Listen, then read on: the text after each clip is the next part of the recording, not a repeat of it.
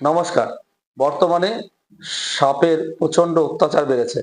বিশেষ করে শোয়ার সময় বিছানাতে কালাস জাতীয় সাপকে দেখা যাচ্ছে। এটা অনেক ক্ষেত্রে দংশন করছে, হাসপাতালে গিয়ে বেঁচে যাচ্ছে, না জানতে বলে বাঁচছে মরে যাচ্ছে।